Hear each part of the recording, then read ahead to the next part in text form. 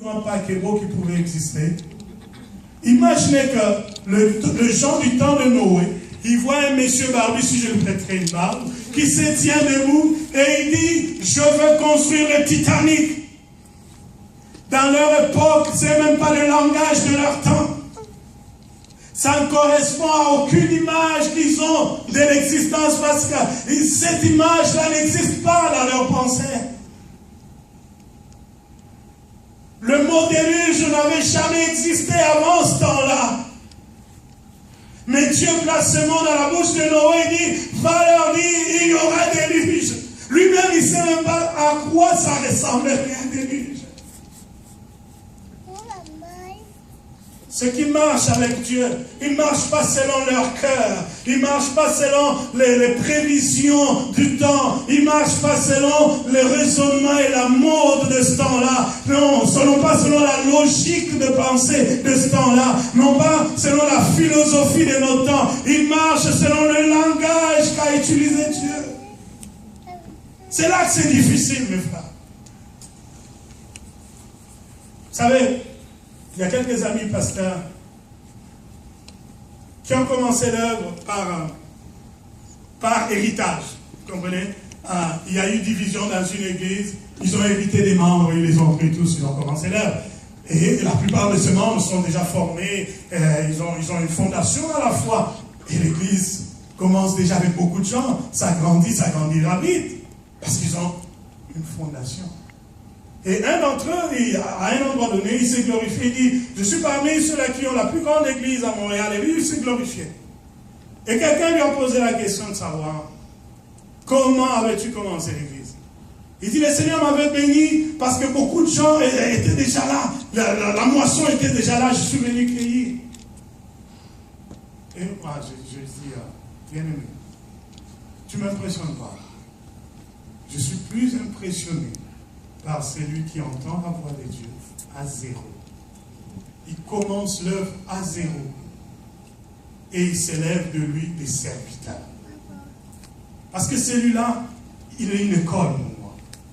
Il va m'apprendre comment on écoute la voix de Dieu. Comment quand Dieu dit, bâtis l'église, et tout de suite l'humanité te dit, c'est impossible, à Montréal, il y a trop d'églises, et beaucoup d'églises ont déjà fermé faute d'argent, beaucoup de gens ont quitté les églises à cause des scandales, la ville est aigrie en esprit, les esprits des gens sont fatigués, c'est impossible. Mais quand ton humanité te dit que c'est impossible, la voix intérieure de ton âme te dit, soumets-toi à la volonté de Dieu.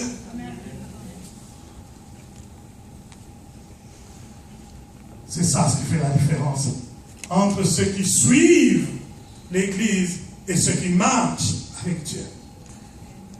Ceux qui marchent avec Dieu, ils peuvent aller en contre-courant de la majorité. Si c'est la volonté de Dieu. Tout le monde va au nord. Mais Dieu te dit, toi tu descends au sud. Tu n'as ni guide, ni conseiller. Tu n'as personne qui va t'accompagner, mais tu marches. Beaucoup ont échoué à ce test-là. Je prie que vous soyez de ceux-là qui marchent avec Dieu. Je ne parle pas ici d'être pasteur. Je parle de tout enfant de Dieu est capable d'entendre la voix de Dieu s'il laisse le temps de lui parler. Et quand tu entends la voix de Dieu, ne résiste pas. C'est ce qui fait qu'il a été enlevé. On a lu le texte, on a vu qu'Enoch mourut, à 635 ans. Je prends comme ça. Quand on dit il mourut, les gens se disent, il est mort, on l'a enterré, il a un sépulcre quelque part. Mais des siècles après, déjà, entre le temps d'Abraham jusqu'au temps de David, selon Matthieu, il y aurait à peu près 14 générations qui sont passées. Jusqu'à David. Après David, jusqu'au temps de Jésus, plusieurs générations, 14 par 4 encore. Et entre le temps de Jésus et le moment où on écrit le livre des Hébreux, quelques générations encore. Mais l'écrivain des Hébreux reçoit la révélation du Saint-Esprit. Pourquoi Dieu a enlevé Enoch? C'est que Enoch n'était même pas enterré. Personne n'a vu où était le corps d'Enoch. Les gens ont dit, puisqu'on ne le voit plus, donc il est mort. Et Moïse écrira, le Pentateuque, il dira, il a disparu. Parce que le premier texte parle du départ, il a disparu. Et en français, on va traduire, il mourut. Mais dans le fond, cet homme, on ne sait pas où est-ce qu'il était. Dieu l'a enlevé. Il dit, non, je ne veux pas laisser une telle qualité d'homme sur terre. Je prie que Dieu fasse de toi un homme exceptionnel, une femme exceptionnelle, à cause de la soumission de ton cœur à sa volonté. C'est ce qui fait que des fois, tu ne seras même pas compris par ton mari, ni par ta femme, ni par tes enfants, ni par tes proches. Ils te disent, mais t'es bizarre. Le fait que je sois bizarre, c'est ce qui fait que je marche avec Dieu. Ce gars-là est bizarre. Un homme normal, dans telles conditions, il devrait réagir de telle manière. Comment lui ne réagit pas? Justement parce qu'il obéit à Dieu.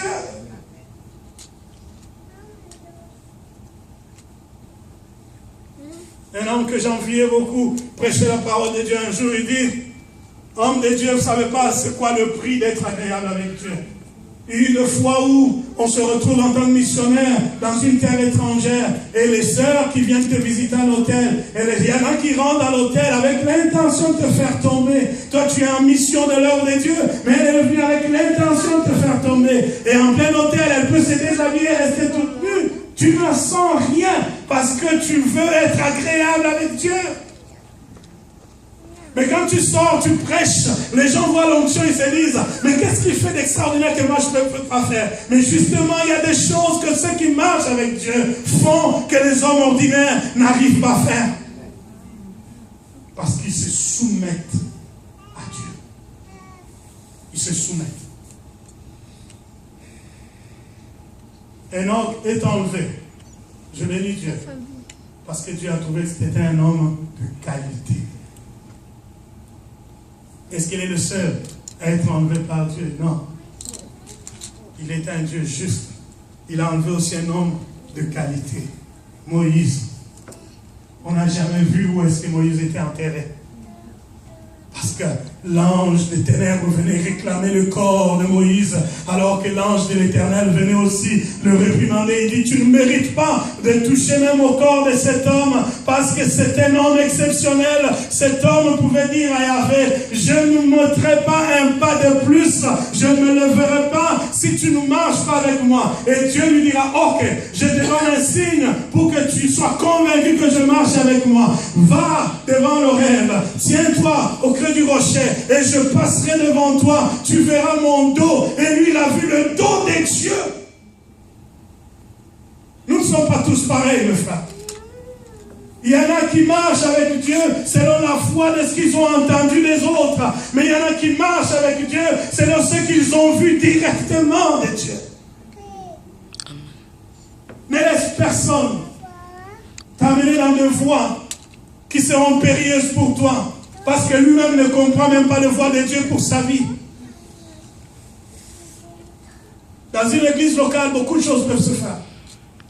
Il y en a qui pourront te dire, ah, moi je sens que le Saint-Esprit n'est plus ici, viens avec moi, allons dans une autre église. Ben, il dit bien, je sens. C'est juste une sensation. Parce que si on doit se fier à nos sensations, oh Dieu, que Dieu nous aide. Combien nos sensations nous ont trompés. Combien de fois on a agi selon nos cœurs. Toi, tu pensais que cette fois-là, c'était la bonne. Et après, quand tu tombes dans le trou, tu te dis, mon Dieu, qu'est-ce qui m'a pris? C'était les sensations, les sentiments.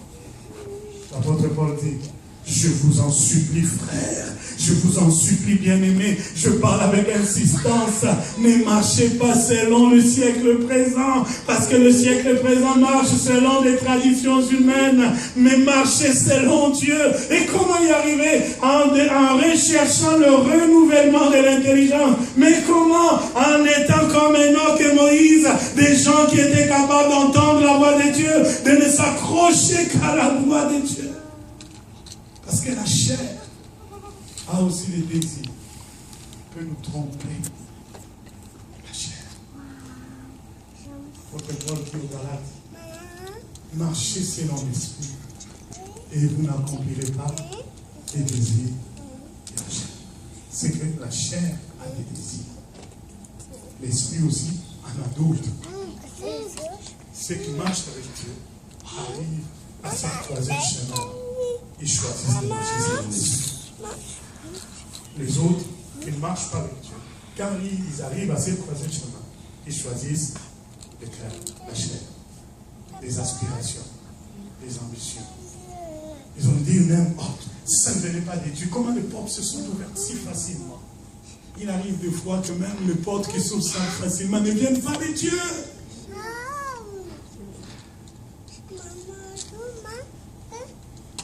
J'ai commis beaucoup d'erreurs parce que je marchais selon la logique et quelquefois selon la vue. Oh, mais cette personne-là ne peut pas, être un malhonnête. Tu vois même pas que le monsieur est en cravate. Mais aujourd'hui, on les appelle des bandits à cravate. Et même dans l'œuvre de Dieu, il arrive de fois que je cédais des choses, des grands secrets à des gens qui n'étaient même pas capables de porter ces choses. Ils avaient eux-mêmes besoin d'être transformés d'abord.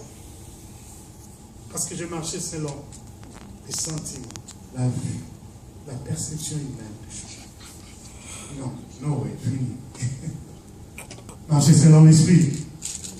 Ça veut dire qu'on consulte Dieu régulièrement. Ceux qui marchent avec Dieu ne vont pas devant Dieu.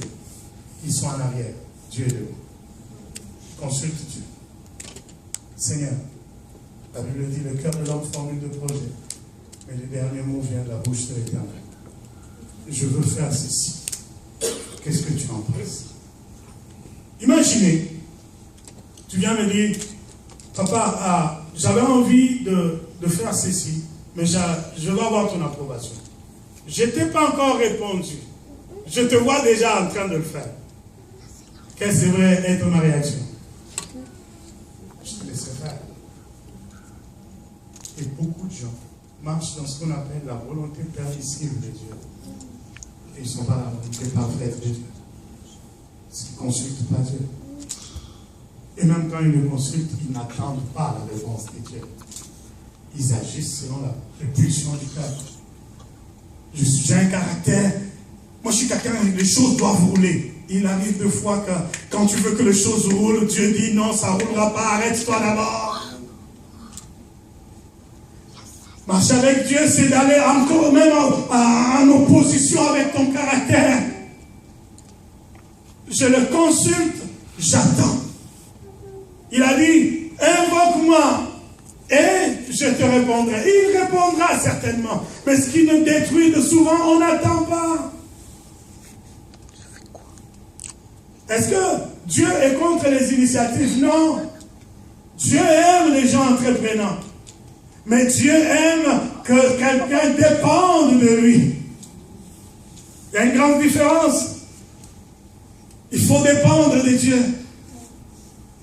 Je finis aujourd'hui par cette autre caractéristique. Ceux qui marchent avec Dieu dépendent de Dieu. Un ami dans la Bible.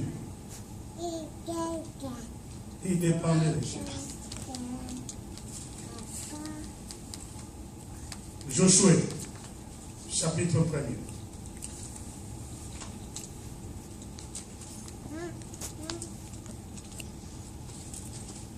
On va finir par là.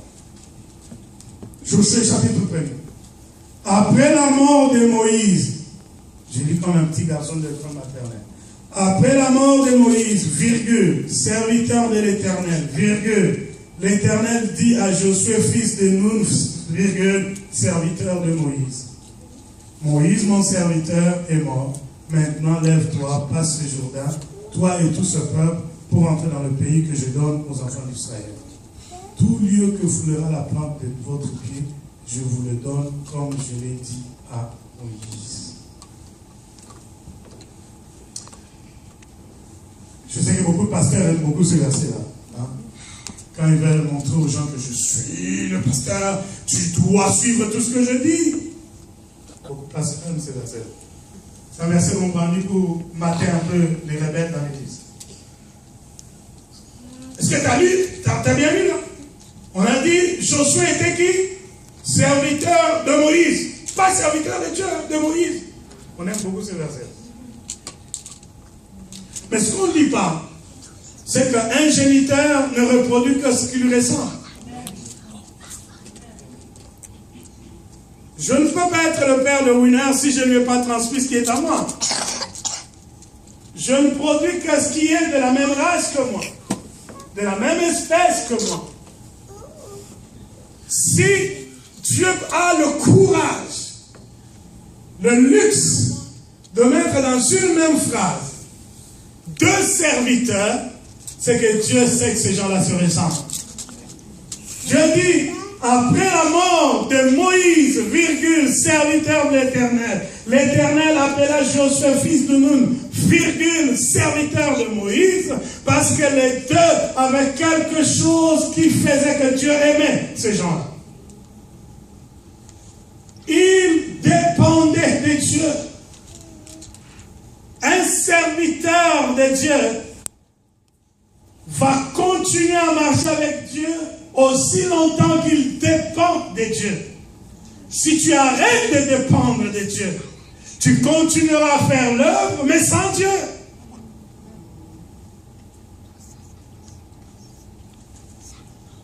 Voilà pourquoi il y a beaucoup d'églises, et beaucoup d'églises dans l'égarement. Parce que l'action humaine continue, mais l'intervention divine dans l'œuvre que vous faites n'est plus. Parce que vous ne dépendez plus de lui. Dieu n'a pas dit à Josué, quand vous aurez traversé le Jourdain, toute la plante que foulerez, tous les lieux que foulerez la plante de vos pieds, vous les prendrez. Non. Dieu a dit, je vous le donnerai. L'acteur, c'est moi. Et vous, vous êtes des accomplisseurs. Moi, je suis l'acteur. Mais si tu saisis ce secret-là, ton ministère, ta vie spirituelle sera toujours puissant. Parce qu'en fond, c'est en harmonie avec toute la Bible. Lorsqu'il y a eu des disputes dans l'église de Jérusalem, l'apôtre Paul s'arrête avec les îles, il commence à écrire, il dit, il n'y a qu'un seul Dieu, un seul esprit. L'esprit qui opère toutes ces choses en nous. C'est pas nous qui guérissons, c'est pas nous qui chassons les démons. L'acteur, c'est Dieu. Si je suis capable de faire quelque chose, l'apôtre Paul dit, c'est Dieu qui m'en donne les capacités. Voilà pourquoi je ne peux pas m'enorgueillir. Je ne peux pas dire, moi, je suis un grand chanteur, je ne peux pas chanter avec des gens qui ne connaissent rien. Si je ne suis rien, si Dieu me retire le don, je suis rien.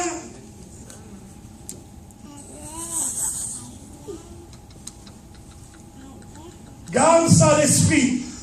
Les gens qui font la différence dans le ministère, ce sont ceux-là qui sont étroitement dépendants de Dieu. Je veux faire quelque chose, je consulte Dieu. Si je n'ai pas l'approbation, je reste là où je suis. Je ne fais pas un pas de plus, j'attends que Dieu parle. Et on verra dans la suite des temps comment Dieu nous parle. Comment développer son écoute. Parce que je crois que ce ministère, c'est une mission. C'est une œuvre qui forme des hommes et de femmes qui doivent aussi engendrer des autres serviteurs. Ne vous minimisez pas tel que vous êtes là. Il y a un projet divin derrière chacun de vous. Voilà pourquoi je vous donne ces principes. À un moment donné, le Seigneur vous lâchera dans l'œuvre. Vous vous souviendrez que le pasteur nous parlait, il nous avertissait. Que c'était grand ces choses, parce que je vois maintenant les effets de la chose. Moïse est parti, c'est Josué maintenant qui doit vivre tout ce que Moïse faisait avec Dieu. Mais ce n'est pas surprenant que Dieu choisisse Josué. Pourquoi il n'a pas pris Caleb? Pourquoi il n'a pas pris Hur? Pourquoi il n'a pas pris les autres? Pourquoi il a pris Josué? Et je vous laisserai le temps d'aller découvrir à la maison. Je vous donnerai la citation. Un jour, Moïse sort seul dans la présence du Seigneur. 40 jours, il voit la face de Dieu, il entend les oracles, des grandes choses de l'Éternel. Il descend, il trouve que le peuple est dans l'abomination. Le peuple adore des veaux. Le peuple a abandonné Dieu.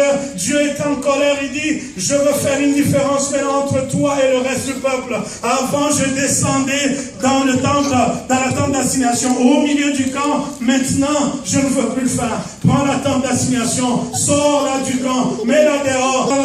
Nous deux dans la tente d'assignation, et toi, tu prendras ce que je dirai, tu rentres dans le camp, tu leur dis. Il est Dieu. Moïse a fait la chose comme Dieu l'avait dit. Mais là où ça me surprend, Dieu observe ce qu'il avait dit. Mais il y a un petit détail. La Bible dit que lorsque Dieu descendait par une colonne de feu, il parlait à Moïse, la nuée couvrait la tente, les paroles, Moïse entendait la voix audible clairement, il n'entendait pas, il entendait des paroles intelligemment saisissables, il saisit que Dieu a dit ça, ça, ça. Et il sortait, il allait raconter au peuple. Mais la Bible souligne, Josué restait dans la tente d'assignation. Josué restait. Quand tout le monde est exclu, Josué était là. Qui l'a amené là? Moïse. Moïse dit, toi, même s'il y a des restrictions pour tout le monde, toi viens avec moi. Toi viens avec moi. Parce que tu mérites. Viens avec moi. Ce sont ces grands moments qu'il passe avec Moïse dans la présence de Dieu qui forment le caractère du serviteur en lui. C'est normal que Dieu le prenne après. Parce qu'il est déjà dans cette atmosphère-là. Ce n'est pas un étranger dans les conversations. Il sait comment Dieu parle. Beaucoup de gens aiment une vie chrétienne superficielle. Il vient à l'église, il s'en va. Il vient, il entend la parole, il s'en va. Quand on fait des annonces, retraite de prière, un temps de consécration, tout ça, lui il trouve que ce n'est pas pour moi, ça c'est pour les autres.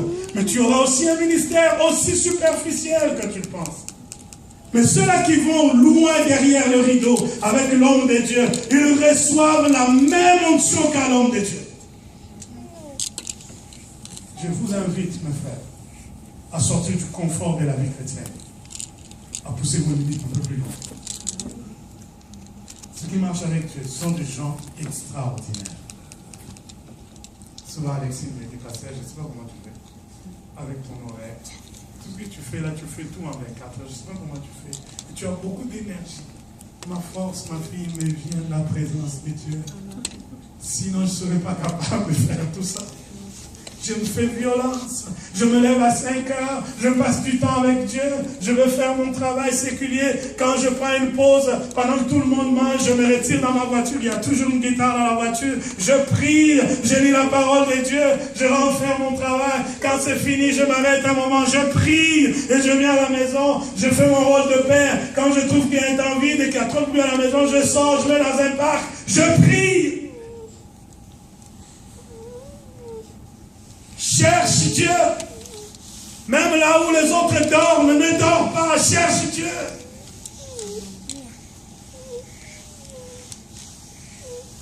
Est-ce qu'il y a quelqu'un qui veut marcher avec Dieu? Nous allons prier. Nous allons prier. Oh Jésus.